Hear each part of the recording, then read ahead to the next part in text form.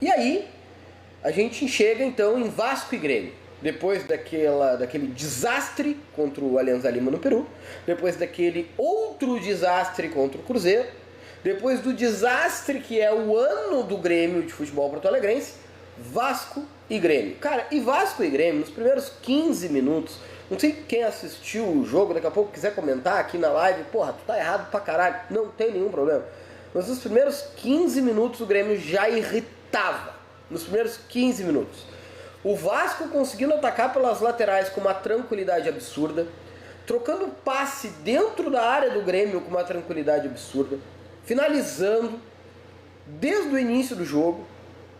O Vasco, eu não estou falando do Flamengo, eu não estou falando do Palmeiras, eu não estou falando nem do Internacional, eu estou falando do Vasco, que a torcida estava fazendo protesto essa semana, que estavam querendo a cabeça dos jogadores numa bandeja. Eu estou falando do Vasco. Assim como eu falei do Alianza Lima alguns vídeos atrás. A gente está tomando rodeão para time ruim. O Grêmio botando os 11 atrás da linha da bola com 5 minutos de jogo. Os 11 atrás da linha da bola, cara. Pro Vasco. Pro Vasco. E daqui a pouco, se tiver algum vascaíno assistindo, vai ficar puto comigo. Mas se tu for minimamente sensato, tu sabe que o teu time é uma merda. Vamos ser sinceros aqui, caramba. E o Grêmio botando os 11 atrás da linha da bola e não conseguindo se defender. Isso é o mais absurdo. Porque tu entende que quando tu bota os 11 atrás da linha da bola, e o Grêmio, quando tava bem, jogava contra o Aimoré da vida pelo Campeonato Gaúcho, por exemplo, o Aimoré botava os 11 atrás da linha da bola, tu não conseguia jogar do meio pra frente. Pô, os caras botaram os 11 dentro da... os caras estacionaram um ônibus na frente da goleira. Os caras botaram os 11 dentro da área não deixando tu atacar. Os caras compactaram o time. Tá todo mundo atrás da linha da bola pra jogar no contra-ataque. Tu não vai conseguir entrar fácil dentro da área dos caras. É o que tu imagina. Não, no Grêmio isso não acontece. Porque o Grêmio, apesar de estar com os 11 atrás da linha da bola, tá um aqui e o outro lá em Uruguaiana. É um negócio inacreditável. Então, quando os jogadores do Vasco faziam uma mínima compactação de trocar, fazer um 2-1, que nem a gente fala aí jogando futebol desde a época da escola, fazer um 2-1, que seja, fazer um 2-1, eles conseguiam pegar e sair tabelando e sair jogando com a maior tranquilidade do mundo. E o Grêmio assistindo o Vasco jogar. E aí quando o Grêmio tentava atacar, quando o Grêmio conseguia acertar 3, 4 passes em sequência, porque coisa difícil, né? Deve ser muito difícil jogar futebol, né, cara? Deve ser muito difícil acertar 3, 4, 5 passes em sequência, né, cara? Quando o Grêmio conseguia sair pro ataque, eu lembro de um lance do como é que é o nome do menino? O Alisson. Do Alisson. Que ele sai em 2 contra 1. O ataque começa num 2 contra 1 contra o zagueiro do Vasco, tá? É o Alisson e o Bright White, se eu não me engano, puxando esse contra-ataque. E ele tinha duas opções. Ir pra cima, pra dentro, em linha reta e em velocidade, porque ele é menino, pra tentar, quem sabe, finalizar, cruzado, por que não? Ou ir pra cima do cara, o Bright White abrir um pouquinho e ele tocar pro Bright White sair sozinho com o goleiro. Cara, eu não sei qual foi o erro. E aí, tudo bem, é guri, o Alisson é craque, possivelmente vai ser uma venda, etc e tal. Mas isso tem que ser trabalhado, gente. O futebol não aceita desaforo. Quem não faz, leva. Então, quando você tem um ataque de 2 contra 1, numa rara oportunidade do jogo, e você tem a possibilidade de definir a jogada em gol. Não sei se vocês vão lembrar desse lance. Ele se embaralha, erra o corte, ele volta, chega mais um zagueiro do Vasco na cobertura, aí ele tenta ou finalizar, ou fazer um passe, ou sei lá o que ele tentou fazer, chutou em cima do cara, a bola saiu. Então, até mesmo nas nossas válvulas de escape, que é o Alisson, por exemplo, que é um menino que veio da base, que está com vigor físico, velocidade, está numa boa fase, é sem dúvida titular do Grêmio, é sem dúvida um dos melhores jogadores do Grêmio. Quando não tem confiança, quando é mal treinado, quando é mal aconselhado, dá merda. Dá merda. O cara não consegue fazer o básico. 2 contra 1 e o Grêmio não conseguiu fazer o básico. Ali eu comecei a me irritar.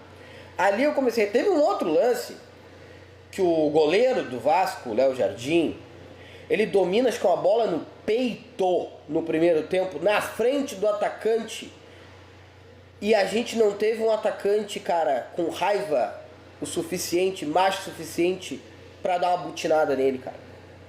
Cá entre nós, vamos lá. Vocês aí, vocês devem gostar de futebol. Acredito que vocês me sigam, vocês devem ser doentes por futebol, porque eu não sou ninguém. Vamos arrancar daí. Né? Vocês têm que ser doentes. Vocês torcem pro Grêmio, vocês têm que ser malucos pro futebol. Vocês vão jogar bola no final de semana contra um cara ali, pá, né? Vamos supor que não sejam amigos de vocês, né? O goleiro domina uma bola no peito, na tua cara. Tu vai fazer o quê, cara? O cara tá te tirando pra louco, na tua cara, velho. Tu quer fazer o gol. É sério que tu não vai nem empurrar o cara, puxar a camisa do cara, dar uma butinada no cara, tentar, sei lá, dar uma voadora na bola, o carrinho, nada! O Grêmio virou um time que não faz nada pela bola, cara. Nada pela bola. O Grêmio não quer a bola. O Grêmio começou um jogo contra o Vasco com os 11 atrás da linha da bola, jogando no contra-ataque, porra. O Grêmio não quer a bola. O Grêmio não quer jogar futebol. É absurdo, é triste isso. Porque a gente não sabe se o time é ruim, se o time é mal treinado, se o time tá sem vontade, se o time tá sem confiança. É um negócio. Que partida que jogou o Alex Santana, cara.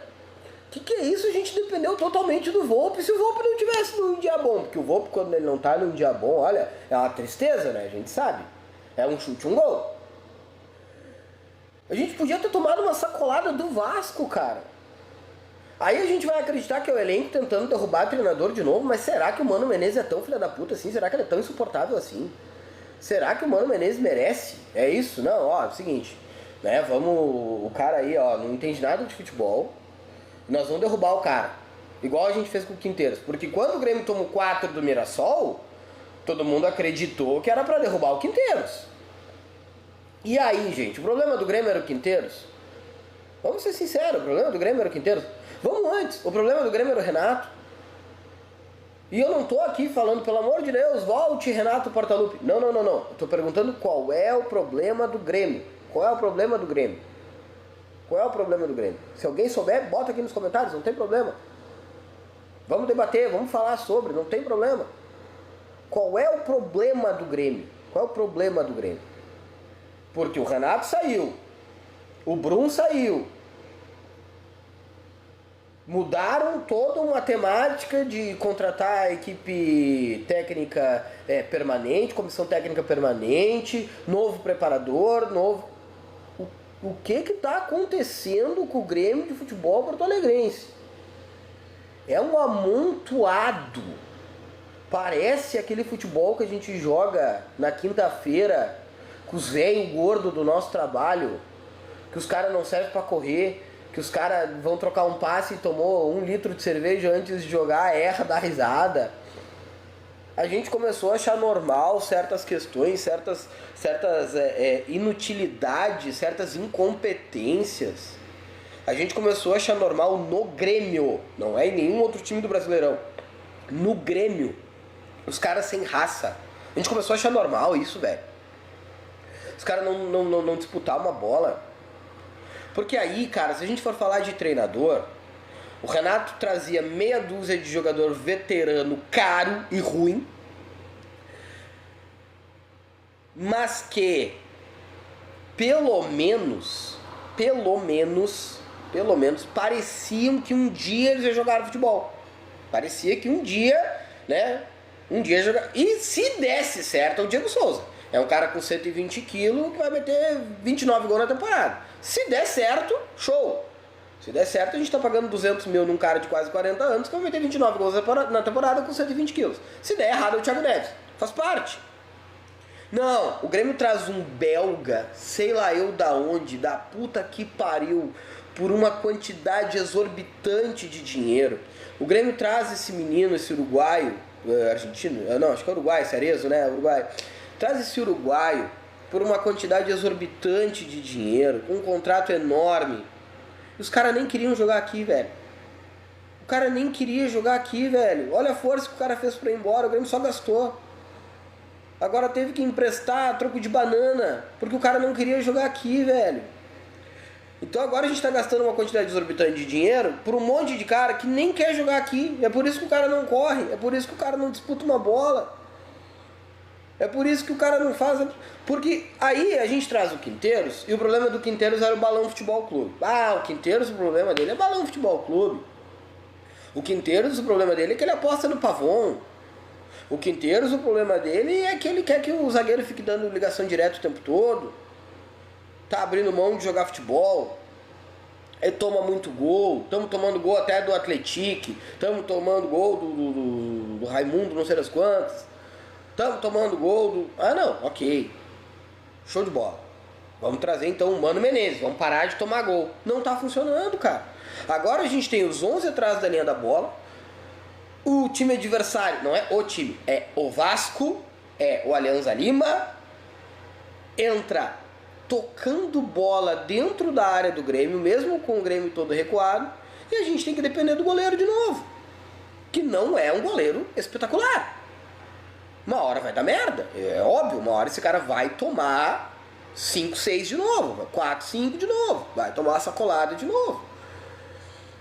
Porque mesmo com o Grêmio começando lá nos primeiros 5 minutos de jogo com 11 caras atrás da linha da bola, tá fácil entrar na zaga do Grêmio. Foi falta de contratação? Quantas contratações o Grêmio fez esse ano?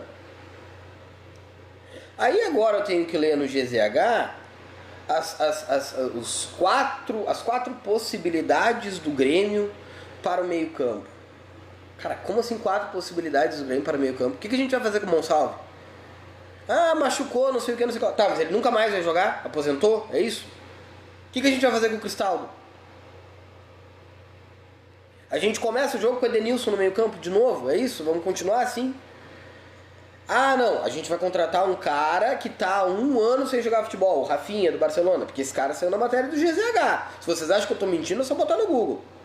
O cara tá há 1 ano sem jogar futebol. Nós vamos contratar esse cara pra ser o nosso 10? Nós vamos contratar um cara que tá mal no River Plate pra ser o nosso 10? Nós vamos trazer outro cara peso de ouro de um time B da Europa?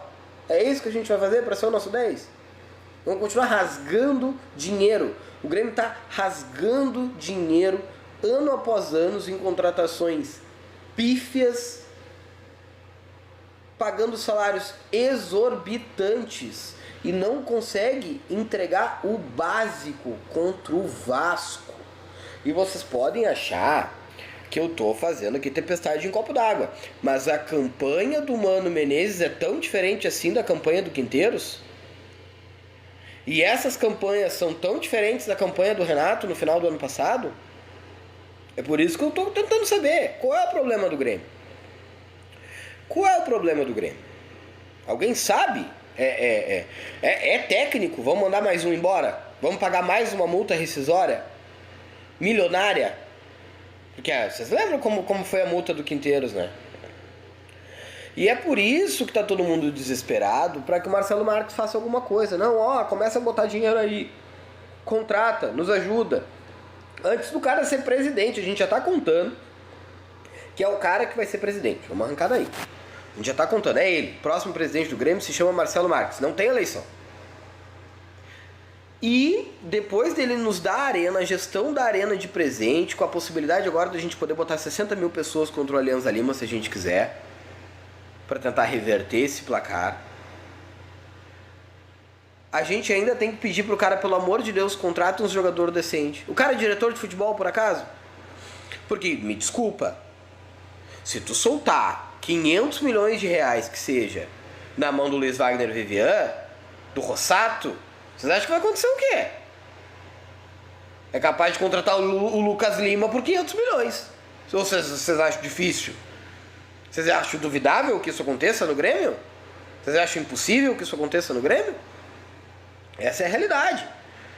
Se sem dinheiro os caras não sabem fazer, com dinheiro eles vão saber, certo? Porque os caras não entendem porra nenhuma de futebol, isso é nítido. Olha os caras que o departamento de scout trouxe. Luan Cândido. O cara tem um físico pior do que o meu.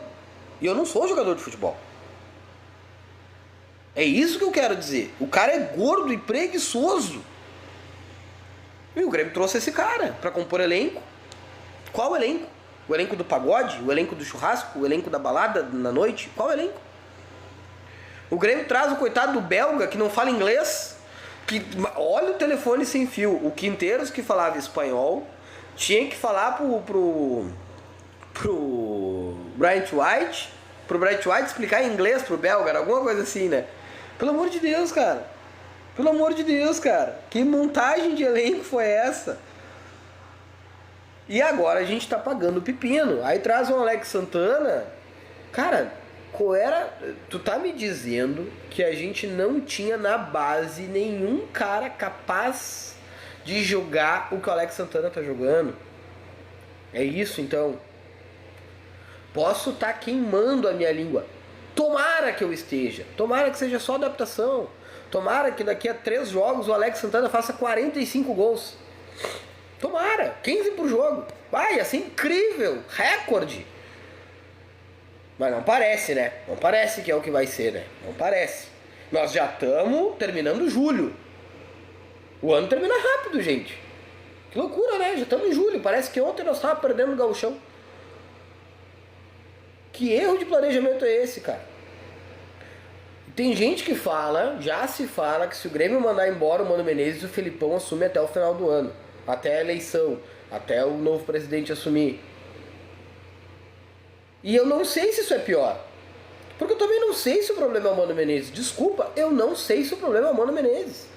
A gente tá nessa merda de brigar contra o rebaixamento, de brigar na segunda parte da tabela, desde o Renato no final do ano passado.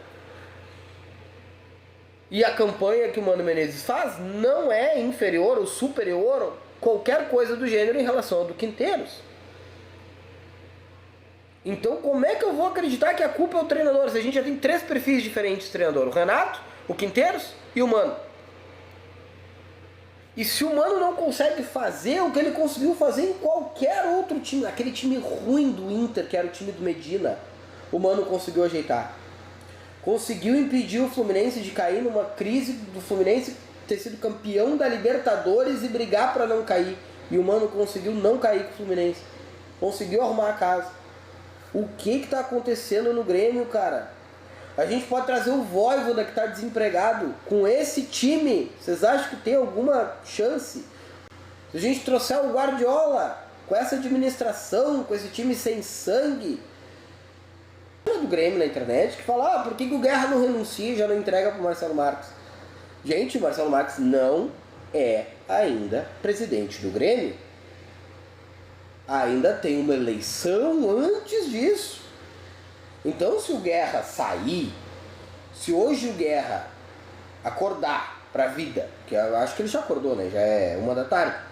Se o Guerra acordar pra vida e perceber a cagada que ele tá fazendo com o Grêmio, perceber que hoje o problema do Grêmio, um dos problemas do Grêmio é ele, é a gestão dele, é o trabalho dele. Perceber que foi incompetente. Se hoje o Guerra fizer isso, vocês acham que ele vai entregar para quem? Pro vice? Para um outro diretor? É isso. É para alguém da chapa. Ele não pode entregar na mão do Marcelo Marques. A procuração. Vai lá. Não. E outra, é justo com o Marcelo Marques pegar nessa merda? É justo? É capaz até dele querer, porque ainda dá tempo de consertar. O pior é ganhar depois que o time já caiu. E vocês podem achar que eu estou exagerando em falar em rebaixamento, mas a gente não serve para ganhar do Vasco. Por mais que no segundo tempo, depois das substituições, o Vasco recuou as linhas, o Vasco cansou. E aí na incompetência do Vasco, a gente acha um gol, e na incompetência do Vasco a gente quase achou o segundo, naquela bola na trave do André Henrique, porque cá entre nós, 1-1, na tua casa, a bola que o André Henrique recebeu, a liberdade que ele teve naquele lance, isso se chama incompetência. Isso aconteceu porque o Vasco é ruim. O André Henrique não receberia aquela bola contra qualquer time minimamente organizado. O André Henrique não teria aquela liberdade contra qualquer time minimamente organizado. O Grêmio melhorou no jogo, no segundo tempo, porque era o Vasco. O Grêmio melhorou no jogo no final do segundo tempo, conseguiu empatar porque era o Vasco. Então, senhoras e senhores, para enfrentar o Alianza Lima, agora, por mais que tenhamos a arena lotada, o problema do Grêmio não é a torcida, tá? Chegou a se falar no início desse ano que o problema do Grêmio era a torcida, que a torcida não estava comparecendo. O Grêmio não perdeu o Gauchão por conta de torcida. Até mesmo no ano passado chegaram a botar no cu da torcida, depois da torcida ter saído de Porto Alegre até Curitiba, ter saído do interior do Rio Grande do Sul, depois de uma tragédia, até Curitiba, até o Rio de Janeiro, para acompanhar o jogo do Grêmio. Lotar o Couto Pereira de um jeito que nem a torcida dona do estádio lota. Então, peraí. O problema do Grêmio não é a torcida.